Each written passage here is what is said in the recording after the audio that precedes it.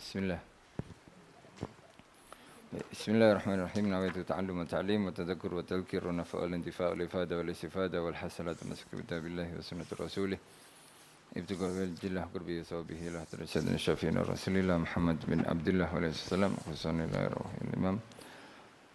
Al-Salim bin Abdullah bin Rasyadiri wa ila arwahi walidina wa walidikum wa amatina wa amatikum wa amatil muslimin amah. ومن أمر هذا المكان سابقا ولاحقا ومن تصدق فيه ومن عبد الله فيه إن الله يتغشاهم بالرحمة والمغفرة ويسكنهم الجنة ويختم لنا ولكم بالحسنى في خير ولطف وعافية وإلى حضرة النبي محمد صلى الله عليه وسلم الفاتحة. بسم الله الرحمن الرحيم الحمد لله رب العالمين الرحمن الرحيم إياك نعبد وإياك نستعين اهدنا الصراط المستقيم صراط الذين أنعمت عليهم غير المغضوب عليهم ولا الضالين آمين. Ingat.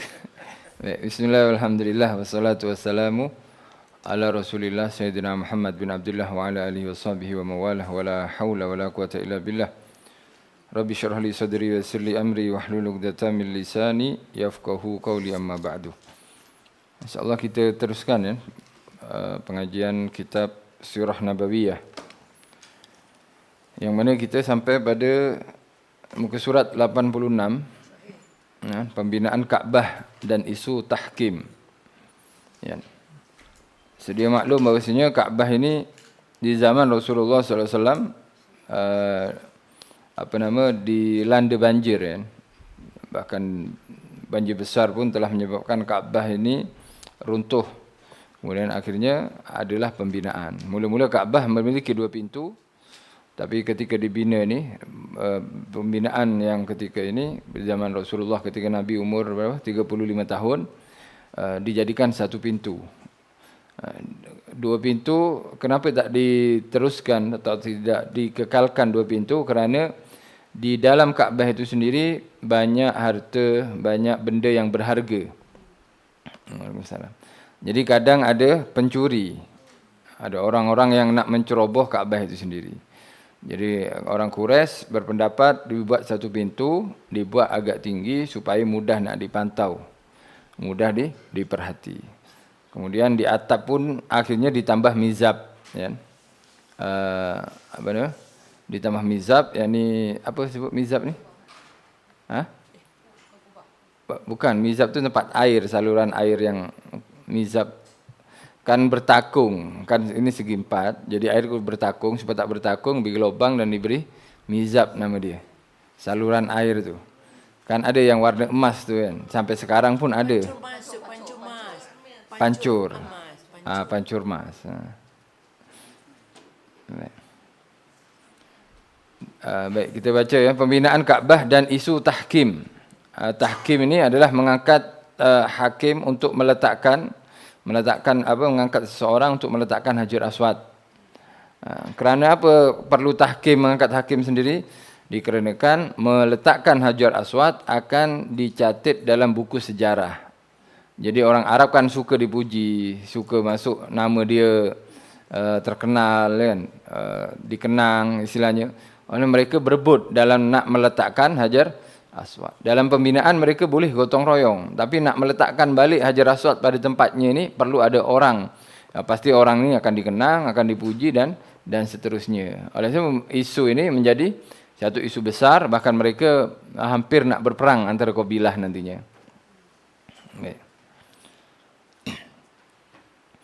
Semasa Rasulullah sallallahu alaihi wasallam berusia 35 tahun. Masuk usia Nabi 35 tahun. Orang Quraisy membina semula Kaabah. Kaabah sebelum itu semenjak daripada zaman Nabi Ismail AS merupakan lapisan batu bata besar yang tingginya 9 hasta. Tak tinggi sangat. Dan tidak mempunyai bumbung. Tak ada bumbung jadinya. Sekumpulan pencuri telah masuk dan mencuri harta benda yang terdapat di dalamnya. Di samping itu, Kaabah juga terdedah kepada bencana alam yang telah menyebabkan binaannya goyah dan dinding-dindingnya retak. Sebab material dia atau bahan-bahan yang pembinaannya adalah batu bata saja. 25 tahun sebelum kelahiran Rasulullah SAW, banjir besar Arim telah melanda Makkah dan meresapi Baitullah Haram. Banjir besar itu telah menyebabkan Ka'bah hampir-hampir runtuh. Lantaran itu orang-orang Quraisy terpaksa membina semula Ka'bah demi menyelamatkannya daripada musnah. Mereka bersetuju agar sumber membiayai pembinaan Ka'bah mestilah dari sumber yang baik.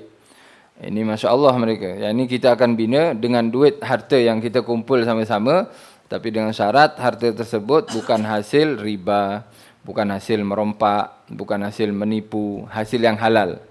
Sebab menganggap mereka ini mengkultuskan atau mensucikan, dan memang sememangnya suci. Ka'bah ini adalah tempat yang suci. Jadi kena bina dengan duit yang suci atau harta yang suci. Baik. Mereka tidak boleh memasukkan sumber-sumber seperti hasil pelacuran, perniagaan riba dan sebarang harta yang diperolehi secara aniaya. Yang secara zalim. Ini zaman mereka pun ada ni riba, zalim, merompak apa semua, pencurian. Pada mulanya mereka merasa takut untuk meruntuhkan binaan Ka'bah yang asal. Kenapa mereka takut? Dikarenakan sebelumnya kan ada Abraha nak serang Ka'bah itu sendiri. Abraha binasa semuanya dengan pasukannya. Jadi walaupun mereka ni ada niat baik, nak membina semula Ka'bah, tapi nak meruntuhkan, kena runtuhkan juga supaya tak akan kita sambung macam tu saja. Maka kita kena runtuhkan. Nak runtuhkan ni takut mereka, takut terkena balak pula. Jadi mereka ni takut untuk meruntuhkan binaan Ka'bah yang asal. Orang yang mula-mula meruntuhkan binaan itu adalah Al-Walid bin Mughirah Al-Makhzumi. Siapa Al-Walid bin Mughirah Al-Makhzumi? Ya, ayah Khalid bin Walid dah ni. Ayah Saifullah, pedang Allah kan. Yakni Khalid bin Walid Al-Makhzumi. Dia kemudian diikuti oleh orang ramai setelah mereka melihat tidak apa-apa bahaya yang menimpa Al-Walid. Tengok Al-Walid tak ada apa-apa, akhirnya mereka pun turun tangan membantu Al-Walid dalam merobohkan Ka'bah. Lalu berteruslah mereka melakukan kerja-kerja merobohkan Ka'bah sehingga sampai ke tapak asas yang dibina oleh Nabi Ibrahim AS. Batu yang diletakkan oleh Nabi Ibrahim dan Nabi Ismail. Setelah itu mereka pun memulakan kerja-kerja membina bangunan Ka'bah yang baharu. Baik, mereka membahagi-bahagikan bahagian Ka'bah kepada setiap kabilah untuk dibina. Kan? Supaya sama-sama dikenang, sama-sama lah. Kan? Sebab akan dikenang, dipuji, terus ini masuk sejarah itunya. Kerja-kerja pembinaan diketuai oleh seorang tukang bina berbangsa Rom yang bernama Bakum. Apabila tahap pembinaan sampai ke bahagian Hajar Aswad, yang banyak yang mereka bina ni, termasuk tu pancur air. Kaabah pun yang tak ada atap dibuat atap. Akhirnya mereka tahu kalau ada atap nanti bertakung kan. Atau merata tempat, akhirnya dibuat pancur air tadi. Sampai sekarang tu ada. Kemudian pembinaan pun agak dilebihkan kan. Dilebihkan keluar sebab untuk meluaskan, jadilah sekarang menjadi Hijr Ismail yang bentuk cincin tu. Untuk penjagaan lebih mudah nantinya.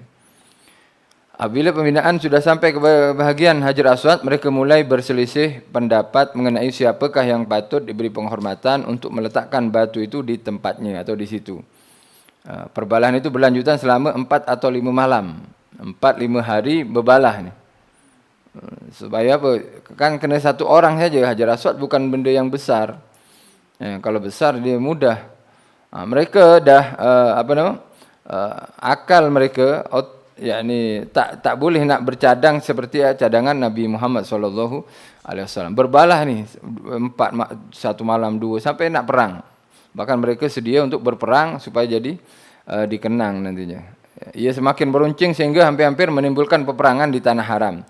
Lalu Abu Umamah bin Mughirah Al-Makhzumi, Abu Umamah bin Mughirah Al-Makhzumi ini orang yang memang didengar perkataannya, mencadangkan supaya mereka melantik seorang hakim. Melantik seorang hakim itu disebut tahkim untuk menyelesaikan perbalahan tersebut. Hakim yang dicadangkan ialah orang yang pertama sekali masuk daripada pintu masjid kepada mereka. Baik, macam ni je. Kita angkat hakim, orang yang memutuskan perkara itu. Jadi siapa yang masuk masjid ini, dari pintu ini, dialah yang akan kita jadikan hakim, penyelesai daripada perbalahan tersebut. Yang Abu Umamah tu adik-beradik dengan Al-Walid? Adik-beradik. Al-Walid, Abu Umamah. Memang orang besar semua ni. Orang berpengaruh istilahnya di Quraisy.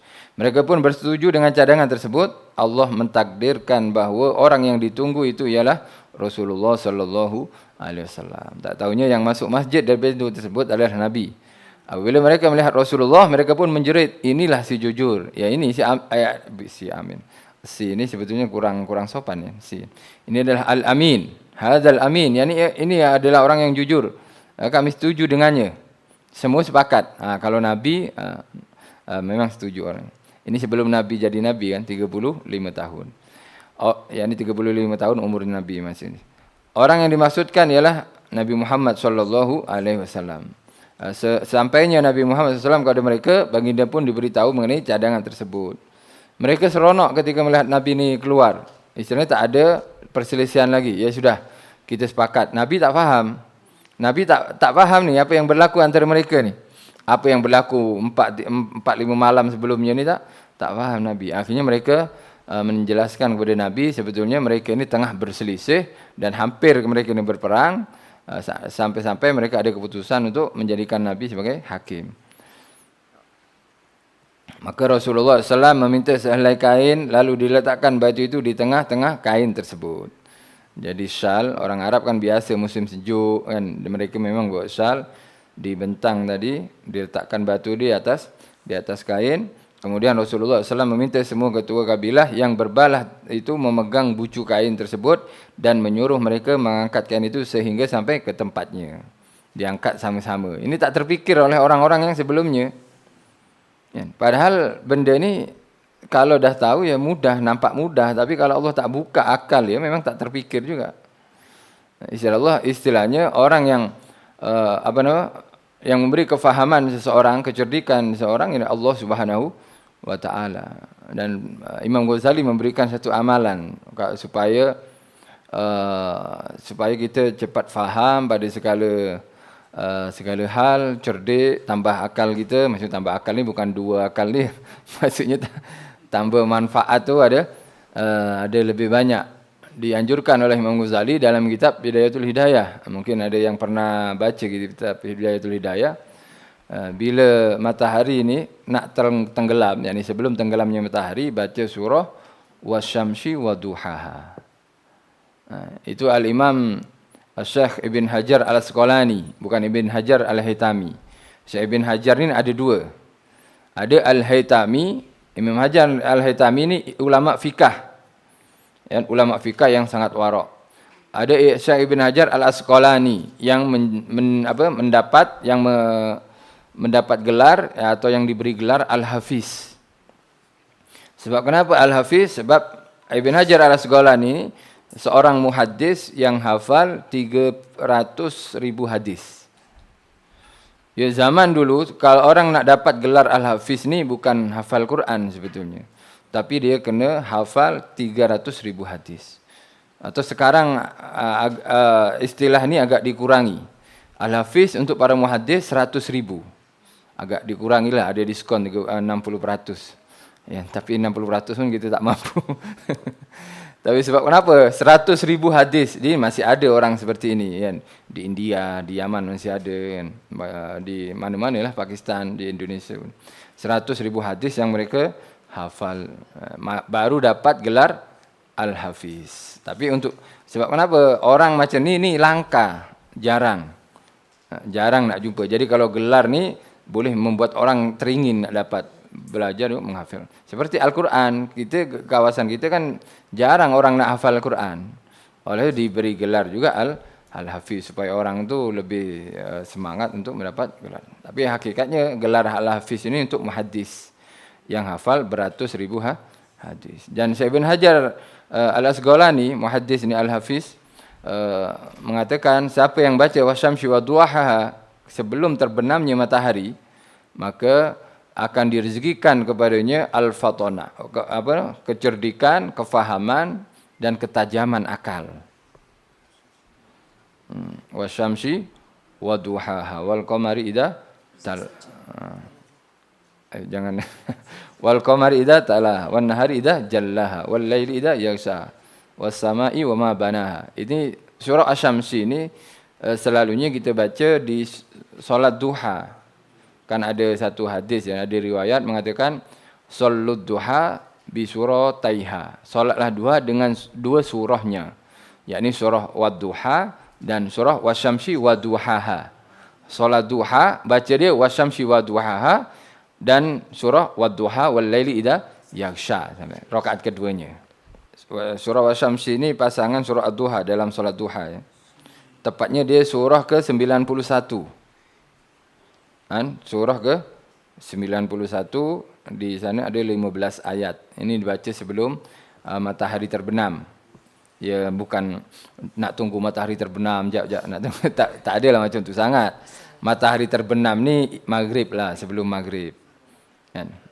Jangan lurus sangat je tunggu matahari pergi laut. Nak tengok matahari tak, maksudnya sebelum maghrib. Mungkin kalau kita maghrib 7.10 atau 7.5, 7 tu boleh, atau 6.45 boleh. 20 minit sebelum maghrib pun dah baca. Kalau tak hafal, boleh baca dalam phone, dalam Al-Quran. Kalau tak boleh baca juga, ambil apps Al-Quran tu yang ada suaranya tu. Baik, kalau memang tak hafal, ya dengar Wasyamsi Waduha, didengar, kita ulang, kita tiru, kita ucap, kemudian teruskan aja. Sebab apa? Boleh menambah kecerdikan, ya, kemudian mempertajam akal gitu lah. Akal gitu. Kadang kita ni buntu maksudnya ada satu masalah ni tak tahu jalan keluar, tak tahu nak fikir. Macam orang ini, bukan orang Quraisy ni, bukan 1-2 orang, ramai tak boleh terfikir benda ni. Padahal Nabi dengan kecerdikan Nabi, dengan tajamnya akal Rasulullah ni, dibentang kain suruh angkat sama. Ya, nampaklah adil di sana kan. Sama-sama ada pengaruh, ada kesan dan ada ikut andil kepada perkara tersebut. Tapi benda macam ni tak boleh terfikir, kan? Tak boleh terfikir sebab yang membuka fikiran adalah Allah Subhanahu wa taala. Makanya ini untuk pencerdikan. Kalau untuk elak nyanyuk Ustaz? Elak nyanyuk baca juga mungkin. Kalau dah cerdik tak nyanyuk maknanya. Kalau dah nyanyuk ya tak cerdik dia. InsyaAllah baca juga, insyaAllah niatkan untuk tak nyanyuk kan. Sebab nyanyuk ni ada sebab usia, ada sebab obat. Kan ada orang makan obat, banyak makan obat. Ni membuat kita selalu lupa kan. Solat Zuhur asyik lupa je. 3 ke 4 tambah lagi tak tahu dah 5 ni. Kadang 6 rakaat tapi sebab dia dah lupa nak buat macam mana. Sampai-sampai ada orang solat ni pegang tasbih digital je. Ada yang sampai tulis satu rakaat, 2. Lupa sebab tak boleh elak memang. Kadang kita nyanyuk ni sebab usia, umur, juga kadang obat. Makan obat hari-hari ada kesan dia. Kenapa saya dengar kata digandingkan Alam Nashrah tak boleh dengar dengan Alam Tarakai? Apa connectionnya itu? Alam Nashrah. Didengar di mana? Jadi saya kata buat dia kata letak tangan dekat Alam Nashrah. Alam Tarakai, kenapa dengar Alam Tarakai? Pasal burung tu kan Alam Tarakai Fafa'ala digandingkan. Sebab ada macam ni. Ada riwayat mengatakan man qara'a alam wa alam yan juniba minal alam. Siapa yang baca surah alam dan alam, maksudnya Alam Nashrah dan Alam Tara, maka dijauhkan daripada alam. Alam ni bukan alam yang surah-surah. Alam ni penyakit. Alam sakit. Alam sakit kan, alamun, alami. Alami tu kalau bahasa Arabnya hamzah bukan alami kan. Kalau ain lain. Kalau hamzah, lam, mim, tambah ya, alami. Itu sakitku. Alami kan, alami. Jadi siapa yang baca alam dan alam, dijauhkan daripada alam. Selalunya, memang ada ulama membaca macam ni. Baca ayat kursi, Alam Nashrah untuk dilapangkan dada setiap peristiwa. Atau apa yang kita hadapi di dunia ni, kita boleh lapang dada lah. Boleh terima, ridha macam tu. Kemudian juga jauh daripada penyakit tu. Selalunya alam ni 2 surah, Alam Nashrah dan Alam Tara, dibaca di solat sunnah qobliyah subuh. Bukan solat subuhnya, di qobliyahnya. Sebab solat qobliyah subuh nanti lain-lain, surahnya agak panjang kan, khususnya hari Jumat nantinya. Kalau Jumat as-sajadah kan, as-sajadah dan al-insan. Jadi boleh dibaca di qobliyah subuh.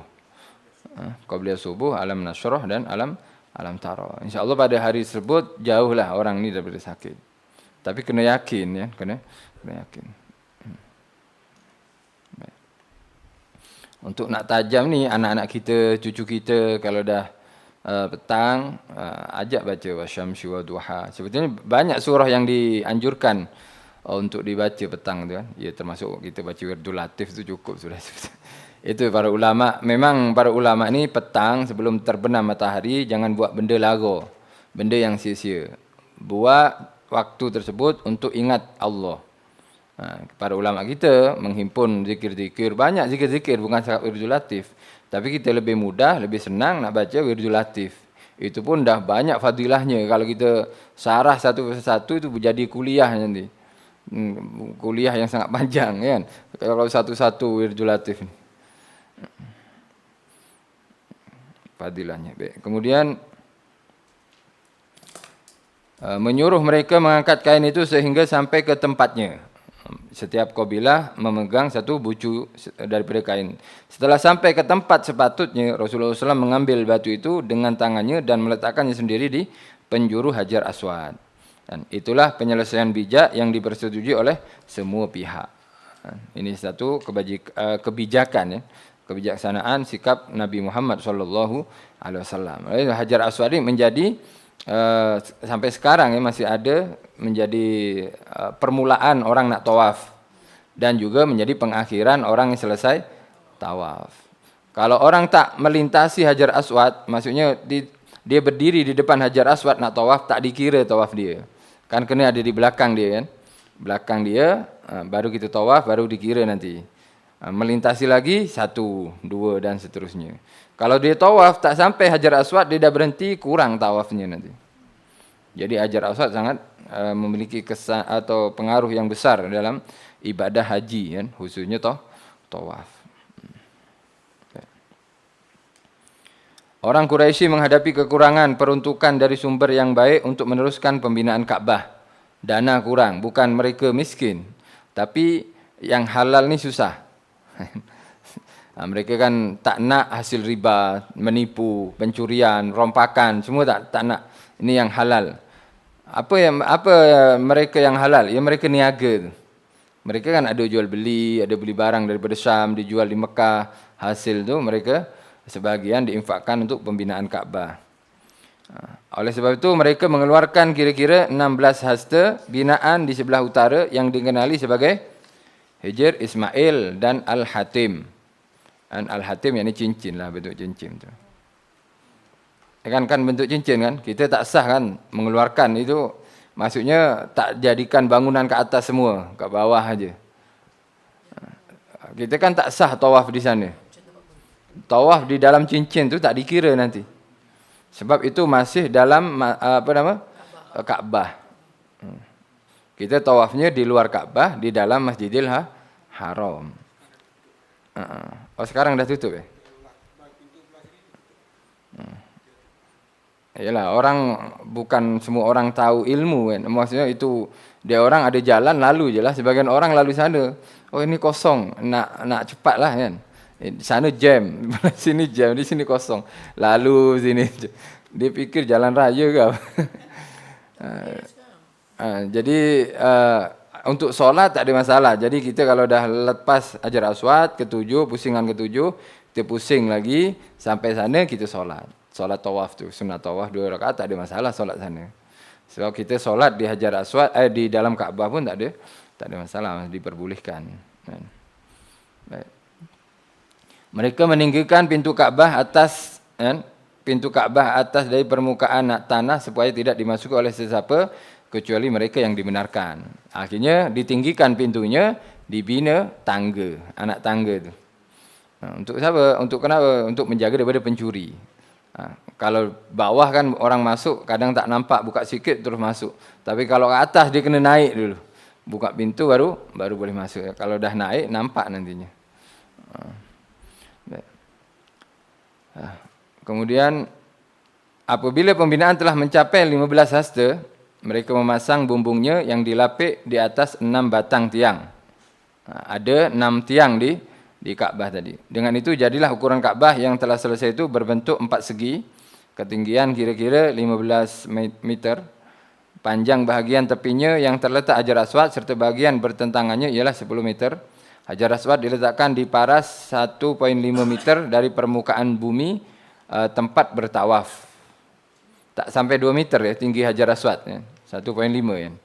Oleh itu kalau kita agak tinggi kita kena merunduk. Kalau tinggi kita 1,5 cm, 1,5 cm, bukan 1,5 cm, meter, cm kecil sangat. Yakni 150 cm ya. Kan? 150 cm baru kita ngam-ngam macam tu. Ngam-ngam dengan Kaabah. Kaabah Hajar Aswad. Tapi yang tinggi 165 itu dah inilah merunduk sikit. Yang 200 itu banyak merunduknya. Lala sekali dia keluar susah nanti sangkut. Tapi susah nak ni kan.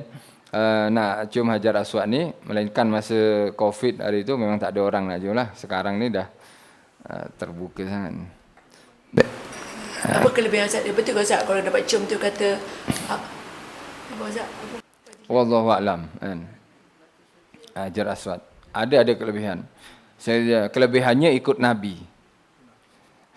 Sunnah Rasulullah. Dia katakan Sayyidina Umar ketika di khalifahnya, di pemerintahan Sayyidina Umar ketika nak mencium, Sayyidina Umar tegaskan pada para sahabat, para tabi'in, selepas Nabi dah wafat, Sayyidina Abu Bakar dah wafat, wahai batu, aku menciummu, aku berkeyakinan kau ada manfaat atau engkau boleh membahayakan. Aku menciummu sebab aku tengok Nabi telah menciummu. Jadi nak tegaskan kepada para sahabat dan tabi'in yang ada pada masa Sayyidina Umar, bahawasanya batu ini tak beri manfaat, juga tak beri madarat. Tapi dia telah dicium oleh Rasulullah, ikut Nabi itu yang ada manfaatnya. Itu ikut ada pahalanya. Akhirnya dicium oleh Sayyidina Umar bin Khattab. Menciumnya sunnah, sebab Nabi pernah mencium. Tapi maksudnya jangan mencium, kemudian kita tolak orang tepi, pukul sana, tarik sini. Ini haram sudah. Ada apa kita nak buat sunnah tapi kita buat haram? Baik jangan buat. Kan? Kita labur duit 5,000, kan? Labur duit 20,000 untuk dapat keuntungan 5,000. Jadi duit 20,000 lesap, kita dapat 5,000 saja. Ya tak untung dia, buntung gitu ni. Oleh itu jangan buat yang haram, kerana oleh itu ulama mengatakan bila kita tak dapat mencium Hajar Aswad melainkan dengan tolak orang, tinggalkan. Bahkan boleh haram nanti menciumnya. Ya, sebab kita kan sekarang kan tolak-tolak orang kan, tarik apa semua. Dan ada yang upah juga, scam tu. Hati-hati, mungkin pengalaman para haji-hajjah di sini kan. Ada scam juga di sana. Jadi ada geng-geng orang ni, mana-mana lah, ada yang daripada Siam, ada dari Indo, dari mana-mana kan. Dia orang ada 3-4 orang ni, dia akan tawarkan kepada kita, haji nak cium Hajar Aswad. Saya boleh bantu. Oh, baik.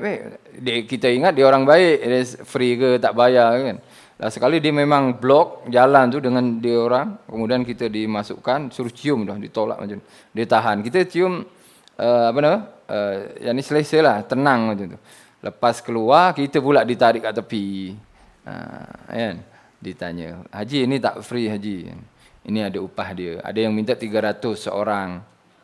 Jadi kalau 4 orang berapa sudah? 1,200. Saya pernah nampak sendiri. Orang Indon juga. Maksudnya yang terkena mangsa tu orang Indon, suami isteri dah tua. Tak ada duit, tak bawa duit kan, kat Mekah kan tak bawa duit. Akhirnya ditengok jam dia dibuka tak lengannya, tengok ini ada jam. Kemudian yang ni beg dia dibuka bagnya, tengok beg ada duit ke tak. Ada polis Arab datang. Polis Arab datang, kenapa? Saya kan, saya tak berani lah sebab 4 orang, nanti saya pula yang istilahnya polis tu datang tanya, Dia jawab, ini makcik saya, dia rehat. Saya tengah nak tenangkan dia dulu. Akhirnya dia pergi. Yang orang dua ni tak boleh cakap Arab. Tak apa. Orang sana kan cakap Arab. Hadza ammi wa ammati khallu ma'i macam tu. Orang tu okey tak ada apa. Akhirnya dibuka jam dia. Lepas dibuka jam ni bagi jam tu. Nak buat macam mana? Pukul 2 malam. Saya agak jauh lah macam ni kat TV tu. Sini dari TV saya tengok dia jauh. Saya pun nak ini badan dia besar-besar juga. Saya kalah lah masa tu. Lagipun takkan lagi tergaduh depan Kaabah kan. Ya Allah, depan Kaabah nak gaduh-gaduh ni. Alhasil ya wallahu a'lam lah. Kalau orang ni orang baik yang kena scam tu, Allah akan balas. Atau itu sebagai bentuk balasan amalan dia. Tak sedikit orang yang buat jahat di luar, pergi Mekah dapat kejahatan juga di sana. Ya kita tak nak tak nak suudzon, tak nak buruk sangka. Tapi alhasil kalau orang baik dia akan diganti oleh Allah SWT lebih besar nantinya. Kena hati-hati juga lah orang-orang yang seperti itu.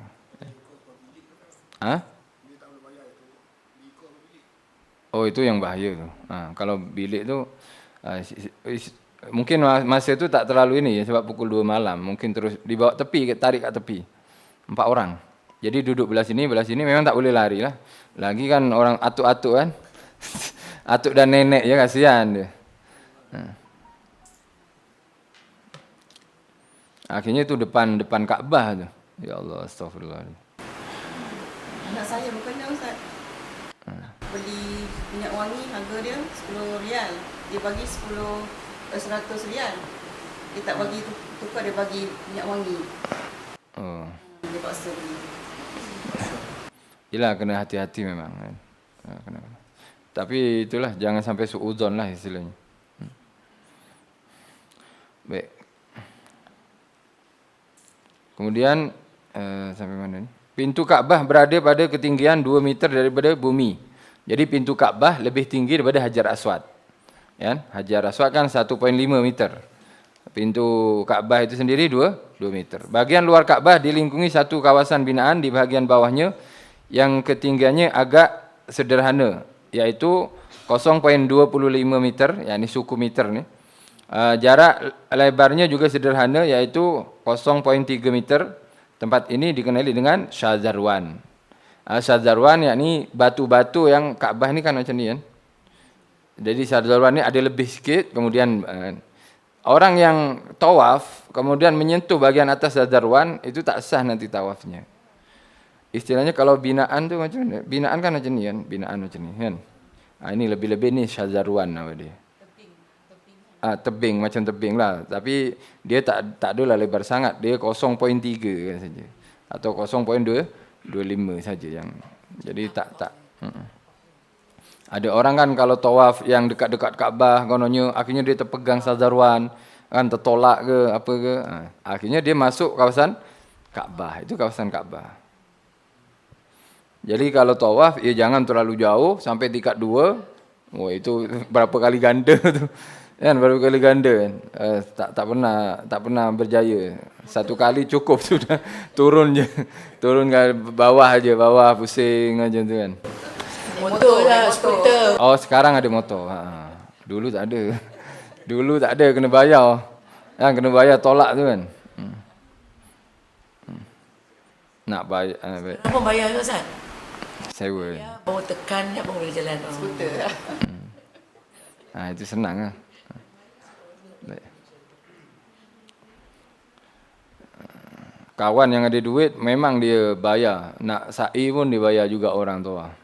Banyak duit tak apa. Kita nak makan pun susah. Makan di Kaabah, makan di Mekah ni kan kos dia tinggi juga anak. Baik. Tempat ini dikenali dengan nama Syazarwan. Ia adalah tempat asal Kaabah, tetapi orang Quraisy meninggalkan pembinaannya. Ini mengenai binaan Kaabah ya. Sirah ringkas sebelum kenabian. Ringkasan sebelum Nabi diangkat menjadi Nabi. Ini penutup pada bab ini kan.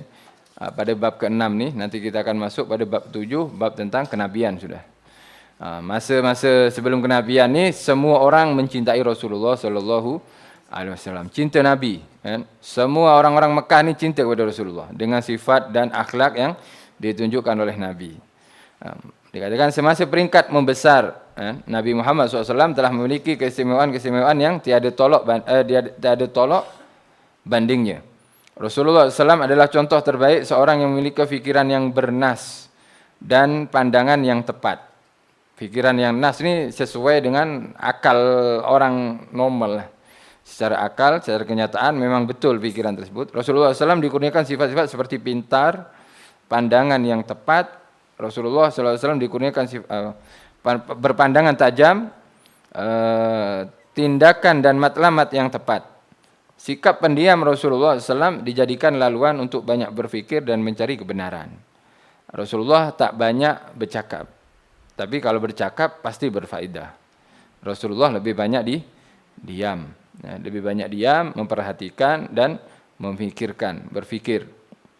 Kalau kita diam, melamun, mikir nasib. Mikir nasib bukan akan datang, nasib yang dah lepas. Berangan ke. Jadi sifat Nabi adalah untuk berfikir. Oleh itu berfikir dalam Islam termasuk ibadah. Atau kita sebut tafakkur.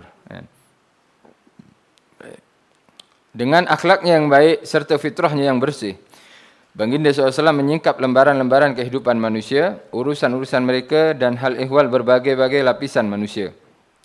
Rasulullah SAW merasa tidak senang dengan kepercayaan khurafat dan menjauhkan dirinya dari perkara-perkara tersebut. Rasulullah bukan tak selesa di Kaabah, tapi Rasulullah tak selesa bersama berhala-berhala tadi. Sebab banyaknya berhala, Nabi nanti suka menyendiri di Gua Hira. Sebab tengok, iyalah kita pergi Kaabah tengok orang sembah berhala apa semua kan, sujud kat dia dengan ibadah yang penuh khurafat semua. Dia pakai fikiran semua. Bahkan yang berhala pertama yang Amr bin Luhai yang kita dah baca kan, yang pertama kali membawa berhala kat Mekah tu, Hubal yang didapatkan tu, yang tak ada tangan kemudian disambung dengan emas, dengan emas, itu mula-mula diletakkan dalam Kaabah Hubal ni. Sebab kan daripada emas, kemudian daripada batu merah, batu akik merah daripada Yaman. Jadi bentuk patung. Diletakkan dalam Kaabah bukan setakat untuk dijaga supaya selamat daripada dicuri, tapi untuk dapat berkat Kaabah. Jadi Kaabah ni kan tempat suci. Jadi patung ni kalau diam macam tu, dia akan suci juga. Oleh sebab ketika ada peristiwa atau perayaan-perayaan besar, akan dikeluarkan Hubal tadi. Istilahnya ini telah disucikan. Disucikan apa? Dalam rumah suci.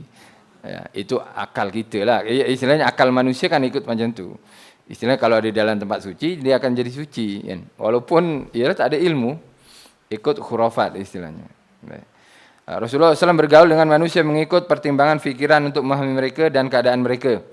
Apa yang didapatinya baik, Rasulullah SAW akan bersama-sama mereka. Jika tidak, baginda SAW akan kembali bersendirian.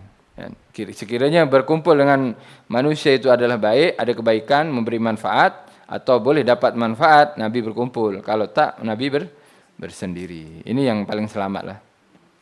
Lebih-lebih di zaman kita. Bila kita berkumpul macam ni, ada baik, ya berkumpul. Kalau memang tak ada baiknya, setakat membawang, bawang merah, bawang putih, balik saja lah. Potong bawang kat rumah saja. Maka Rasulullah SAW tidak pernah minum arak. Nabi tak pernah minum arak. Dan tidak makan sembelihan-sembelihan yang dikhaskan untuk berhala. Rasulullah SAW tidak pernah menghadiri atau menyertai perayaan dan keramaian di tempat-tempat berhala.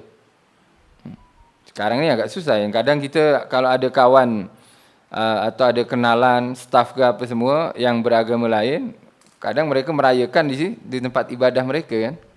Contoh kalau Hindu kan dirayakan di kuil mereka. Macam mana hadir jemputan dia tak perlu.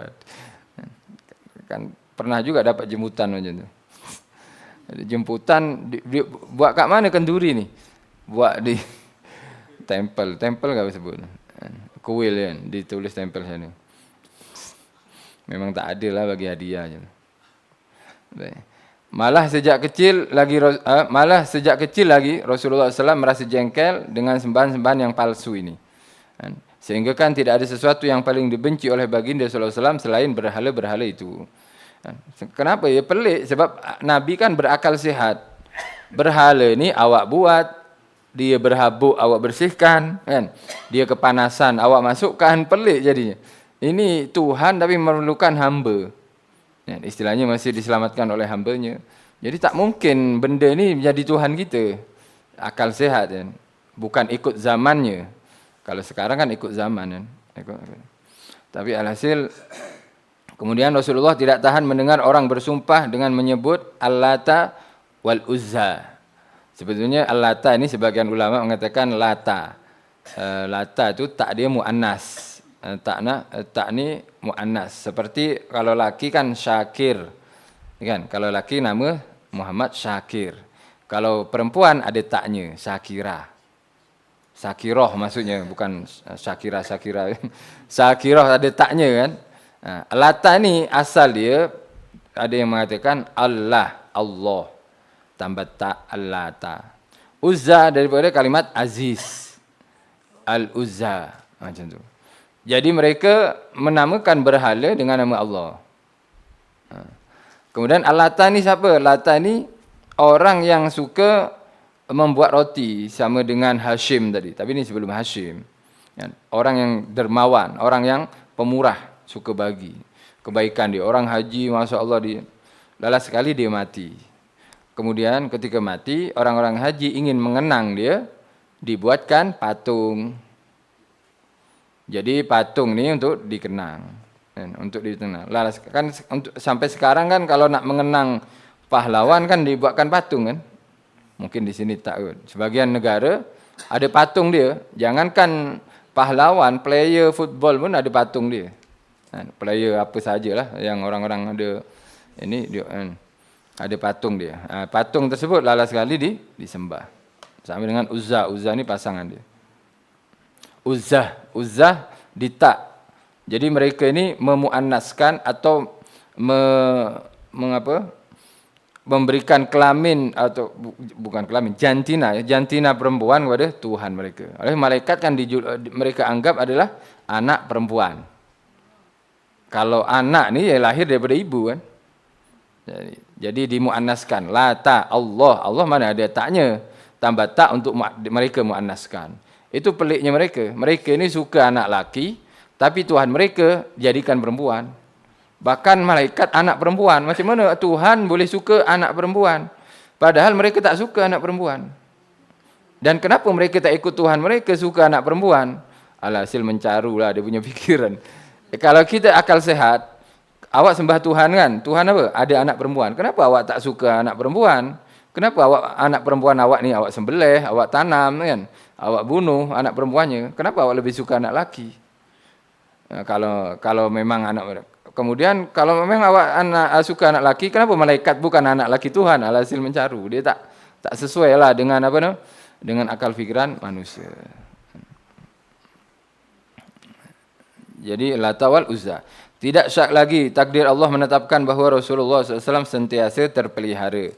Apabila timbul rasa kehendak nafsu untuk bersama-sama mengecapi keseronokan dunia dan keinginan untuk mengikuti adat resam yang tidak baik, maka sepantas itu juga datang pemeliharaan atau penjagaan ketuhanan yang menghalang Rasulullah SAW dari terjebak daripada perkara-perkara tersebut. Ini satu kisah daripada Ibn Asir, Ibn Al-Atir atau Al-Asir.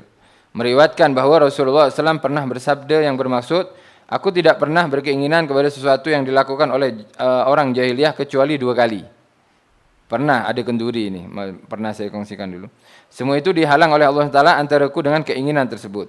Setelah itu aku tidak lagi berkeinginan padanya sehinggalah Allah memuliakan aku dengan melantikku sebagai Rasulnya. Pada satu malam, ini cerita Nabi kan, yang diriwayatkan oleh Ibn Asir. InsyaAllah kita sampai bab terakhir nih.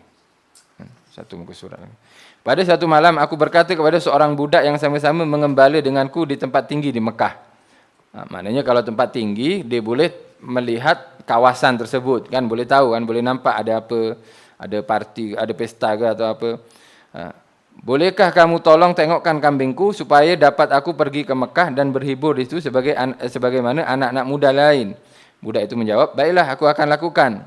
Lalu aku pun keluar sehingga apabila sampai ke rumah pertama di Mekah, aku mendengar bunyi-bunyian. Orang tengah kahwin nih. Orang kahwin orang Mekah kan ada tarian-tarian tuan. Tarian Arab. Bukan tarian Islami tapi tarian Arab. Tarian Arab pun sama juga. Sama dengan tarian orang putih juga. Aku pun bertanya, apakah ini? Mereka menjawab, inilah perkawinan si fulan dengan si fulanah. Lalu aku pun duduk tumpang mendengar, tiba-tiba Allah menutup pendengaranku sehingga membuat aku tertidur. Mula-mula dengar, ahlan wa sahlan wa marhaban. Ini ada tamu istimewa. Baik, akhirnya lepas mendengar Allah menutup pendengaran Nabi, tak mendengar, akhirnya tertidur. Kemudian aku hanya terjaga bila dikejutkan oleh panas matahari sampai pagi. Lalu bukan sampai pagi, lalu sampai siang nih. Lalu aku kembali kepada sahabatku, dia pun bertanya kepadaku dan aku memberitahu apa yang terjadi. Istilahnya sahabatnya tanya, macam mana? Seronok tak? Best tak malam tadi? Pergi party. Istilahnya cakap macam tu lah kalau orang sekarang kan. Kata Nabi, seronok apa? Saya pun tertidur malam tadi kan. Kalau cerita kita lah, kalau kita yang cerita lah. Dia pun bertanya kepadaku dan aku memberitahu apa yang terjadi pada malam yang lain pula, ini kali kedua. Aku berkata seumpama itu juga kepada sahabatku itu, sama dengan orang yang sama. Lalu aku pun, yakni tolong jagakan kambing ni tolong jaga, saya nak pergi jap. Lalu aku pun masuk ke Mekah dan berlakulah kepadaku seperti yang berlaku pada malam sebelumnya. Setelah itu aku tidak langsung berkeinginan kepada perkara yang buruk. Ini penjagaan daripada Allah Subhanahu wa taala. Oleh itu kadang seseorang dapat penjagaan ini, al-maunah, pertolongan daripada Allah, tak sampai buat maksiat. Nak pergi naik kelab, meletup dia punya tayar, tak jadi bagi sana. Itu penjagaan juga, ya, penjagaan daripada Allah Subhanahu. Al-Bukhari melewatkan daripada Jabir bin Abdullah, katanya apabila Kaabah dibina, Nabi Muhammad SAW dan Abbas pergi dan turut sama mengangkut batu-batu. Abbas berkata kepada Rasulullah, sangkutkan kain sarungmu di leher agar tidak tercemar oleh batu-batu itu.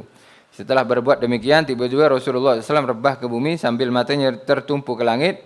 Setelah itu Rasulullah SAW sedar seraya berkata, kain sarungku, kain sarungku. Lalu diikatlah kain sarung baginda SAW dalam riwayat, lalu menyebutkan setelah itu tidak pernah orang melihat aurat baginda sallallahu alaihi wasallam. Ini riwayat daripada Sayyidina Abdullah bin Abbas. Ini riwayat, maknanya ada yang sempat melihat paha Nabi. Ada yang mengatakan aurat Nabi ini tak pernah ternampak oleh sesiapa pun. Sebab yang kalau ikutkan kita lahir khitan, kalau ada yang mengkhitan, yang mengkhitan nampaklah aurat Nabi. Tapi ada riwayat kan Sayyid Zain Dahlan lahir telah makhtunan, di terkhitan.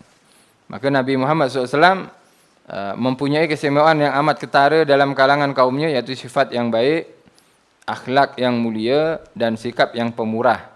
Tidak kedekut Nabi. Rasulullah SAW merupakan orang terhormat dalam kalangan kaumnya. Paling baik akhlaknya dan pendamping mereka yang penyabar. Yakni mendampingi kaum dengan rasa kesabaran. Maka Rasulullah SAW juga orang yang paling benar tutur katanya, tak pernah tipu, paling lemah lembut, paling pemaaf dan dermawan. Paling baik amalan, paling menunaikan janji. Bila janji ditunaikan oleh Nabi, dan paling amanah. Semua paling Nabi ni dalam semua sifat. Oleh sifat Nabi, oleh Allah SWT dijuluki wa innaka la'ala khuluqin azim. Sesungguhnya engkau ke atas akhlak yang mulia. Bukan di dalam akhlak mulia, tapi akhlak mulia tu Nabi atas dia. Kalau kita ada orang berakhlak mulia, Nabi atas dia. Itu sebut paling. Dan itu fadilah Allah menggunakan, yakni faedah Allah menggunakan kalimat ala khuluqin azim. Ala kan ke atas. Maknanya mengatasi Nabi itu, mengatasi akhlak yang mulia, itu sifat Rasulullah. Itu akhlak Nabi Muhammad SAW. Jadi bukan nabinya mulia sebab akhlaknya, tapi akhlak tu lebih mulia daripada Nabi itu lebih mulia daripada akhlak mulia itu sendiri. Sehingga kaumnya menggelar, yakni memberikan gelar kepada baginda dengan gelaran Al-Amin. Al-Amin boleh amanah, boleh jujur. Dua-dua ada pada diri Rasulullah sallallahu alaihi wasallam. Ini disebabkan pada diri Rasulullah SAW terkumpul segala keadaan yang baik dan ciri-ciri yang disenangi. Rasulullah SAW ialah sebagaimana yang diungkapkan oleh Ummul Mukminin Khadijah radhiyallahu anha sebagai seorang yang menanggung bebanan orang yang lemah. Ya. Membantu orang yang ketiadaan, memuliakan tetamu, sifat Nabi ini, dan membantu sebarang perkara yang melibatkan kebenaran. Janji kebenaran, Nabi akan bantu. Ada orang lemah, Nabi pun akan membantu. Masya Allah. Ini sifat Rasulullah sallallahu alaihi wasallam sebelum menjadi Nabi. Ya, sebelum menjadi Nabi. Wallah. Alhamdulillah kita dijadikan umat Rasulullah sallallahu alaihi wasallam. Insya-Allah kita teruskan nanti pada peristiwa berikutnya, yakni 5 tahun berikutnya ya, ketika Nabi sudah berumur 40 tahun. Wallahu a'lam bishawab. Ada saya dengan satu ustaz ni berceramah. Dia katakan sebabnya Rasulullah ni dia percaya. Lepas tu saya lima tu Abu Bakar pun sendiri tak boleh nak lihat kan Rasulullah ni. Sebabkan cahaya dia lah. Jadi dia kata yang menceritakan mengenai fizikal Rasulullah tu ada seorang perempuan yang mana dia kata masa tu Rasulullah dia berhenti untuk nak minum susu kambing tu lah. Begitulah perempuan tu yang betul kan? Itu betul. Memang sebagian ulama mengatakan kalau kita baca syama'il mengenai pribadi baginda Nabi, fizikal Nabi, wajah atau mata ke, bulu mata semua, itu banyak periwayatnya atau sahabat yang menceritakan tu adalah sahabat-sahabat yang masih kecil di zaman Nabi. Adapun orang-orang besar, sahabat-sahabat yang sudah dewasa, dah besar, itu tak mampu nak tengok wajah Nabi. Satu, ya ada dua kemungkinan. Ya, kemungkinan wajah Nabi itu kan bercahaya, jadi dia tak nampak. Ada lagi Nabi ni membawa satu haibah itu sendiri. Rasa gerun, ya. Bukan gerun, segan. Rasa apa? Ada aura tu. Jadi kalau nampak Nabi orang akan tertunduk. Jadi walaupun handsome, kan ada orang handsome tapi kita malu depan dia. Ada yang handsome boleh nampak. Tapi jarang lah gitu. Handsome selalunya kita seronok. Nabi Yusuf ni handsome kita seronok sampai terfitnah dia. Kehandsomannya tu ada kenikmatan Nabi Yusuf. Istilahnya bukan ada kenikmatan, kehandsomannya boleh dinikmati. Sampai kenikmatan tersebut memukau dan memutuskan rasa sakit semua. Sambil potong-potong kan tak rasa. Tapi Nabi Muhammad SAW lebih daripada itu. Al-Jamal wal Jalal. Jadi melihat Al-Jamal cantik, Jalal aura besar tadi, melihat saja segan. Oleh yang menceritakan wajah Nabi, fizikal Nabi, kebanyakan ya itu Ummu Aiman ke siapa nama perempuan tu. Kemudian budak-budak kecil, bukan budak kecil, sahabat-sahabat yang masih kecil. Sayyidina Ali, kemudian yang hasil masa tersebut masih kecil-kecil mereka. Budak kecil kan tak kisah lagi budak Arab kan. Budak Arab lagi tengok siapa salam lalu depan-depan majlis kan dia tak kisah. Itu fadilah. Ustaz, banjir besar Arim tu itu nama ke ada maksud Arim? Tak, dalam Al-Quran ada disebut kan Sailal Arimi. Saya lupa ayat apa tu. Ada banjir Arim ni, banjir sebelum kelahiran Nabi tadi. Sailal Arimi ada disebut Al-Quran. Sailal Arimi, banjir Arim disebut. Banjir yang bendungan di Yaman tu pecah kan. Kan di Yaman buat empangan ke apa sebut? Empangan ya, empangan besar tu pecah. Daripada itulah Yaman nanti kekurangan air nanti.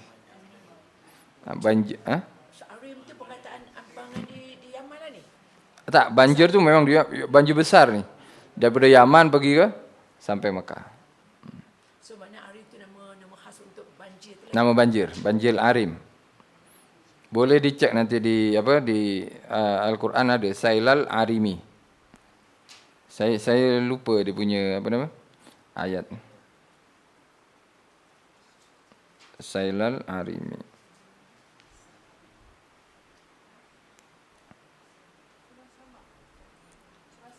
Orang Sabak, betul. Sabak.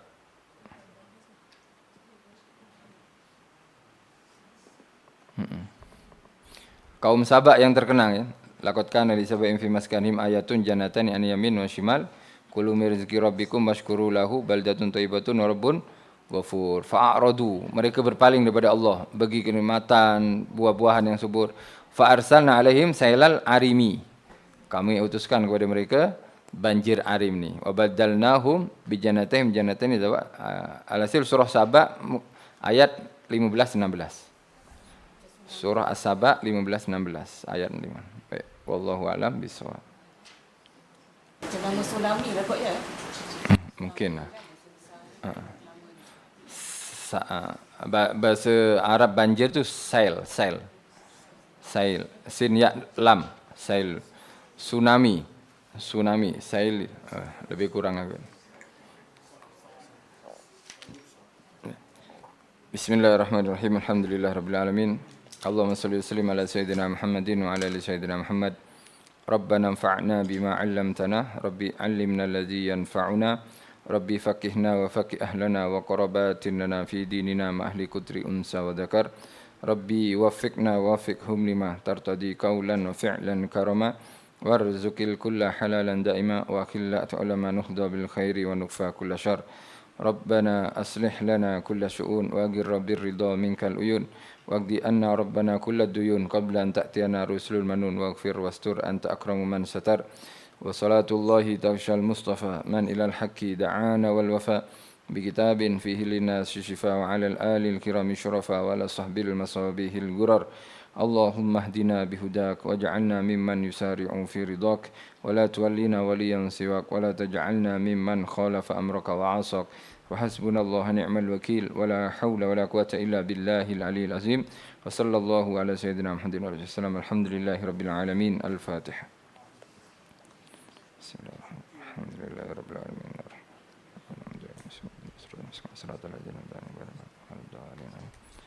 Jazakumullah khairan katsira semuanya. Terima kasih atas perhatiannya. Ada salah silap, kekurangan mohon dimaafkan. Wabillahi taufiq wal hidayah war ridha wal inayah. Assalamualaikum warahmatullahi wabarakatuh.